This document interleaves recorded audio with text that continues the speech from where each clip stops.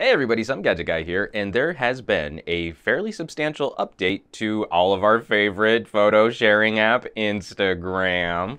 So let's take a look at some of the new features that we have on tap. So when you fire this up, I don't notice right away any major differences in my photo stream. It seems to flick through just about the same as it always did. Let's see if there's anything new here. Nope, my profile looks about the same. If I come in and check on the options, all these options look pretty much the same. Let me see if there's anything in video, play sound. I'm gonna deactivate that. Preload on Wi-Fi only. I thought I had that stuff set up on this phone already. The major differences come from when we take photos and when we upload photos. So I've got a picture here of my little Papercraft mech over here on the side, and we're gonna open this up now. Just gonna scooch that over there so we can take that picture there.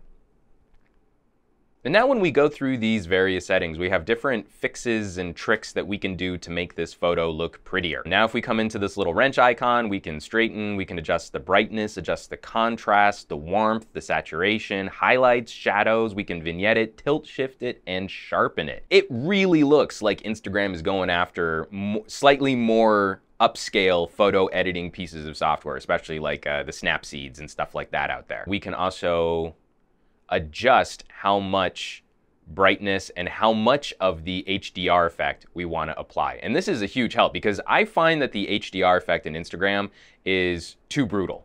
It always completely overjuices some of the colors and some of the lowlights that I want to enhance.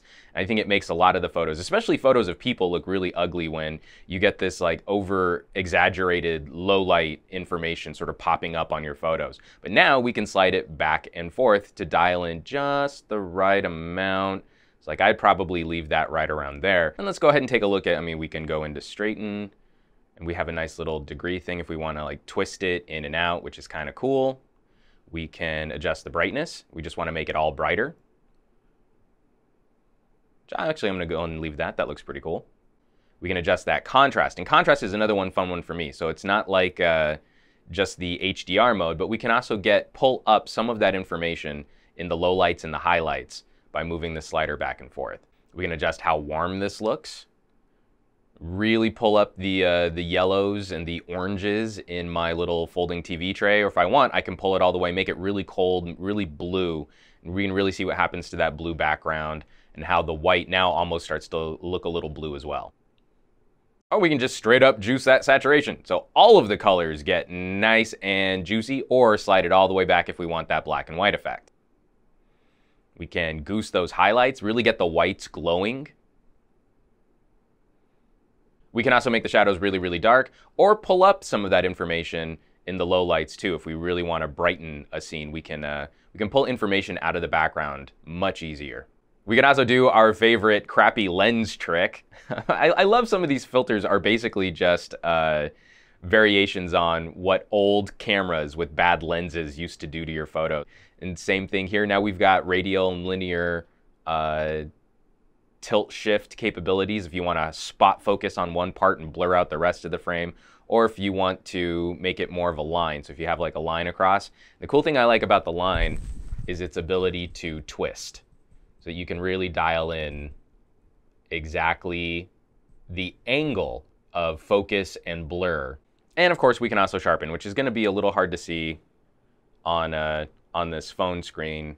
And actually, this isn't a great photo to demonstrate the sharpening effect, but you can make some of the edges just a little bit more crisp. Now, when you use sharpen and you've got a low light photo, which is maybe a little on the grainy side, it's probably going to enhance some of that grain or some of that noise from the photo. But the photo editing doesn't stop there, folks, because with every single filter we can apply, we can also customize now how much of that filter we want to throw on it. So especially like, let's say come down to lo-fi. Lo-fi is one of those filters where you can get some fun stuff out of it, but most of the time I find it's just a little too brutal.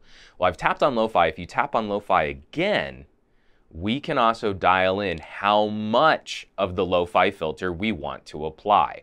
And then from here, we have a little checkbox if we want to throw that lo-fi photo frame on. So this is a really great way to customize the type of photo editing that we do now. It's not just a one size fits all based on the filter. It's how much of that filter do we really want to throw on there. And then we can just toggle to another filter if we decide we don't want to use it, swipe all the way back to normal if we want to get rid of all the filters, or we can always just hit that wrench if we want to go into very specific photo editing features. Folks, this has been a quick look at the new Instagram app rolling out now for Android and iOS, and I'm really positive on some of the updates and changes that they've made, and hopefully we'll start to see some of these features start filtering onto our Windows Phone devices as well. As always, folks, thanks so much for watching my videos, sharing my videos, subscribing to my channel, dropping me those amazing comments down below my videos. Hit that thumbs up button, and I will catch you all on the next video.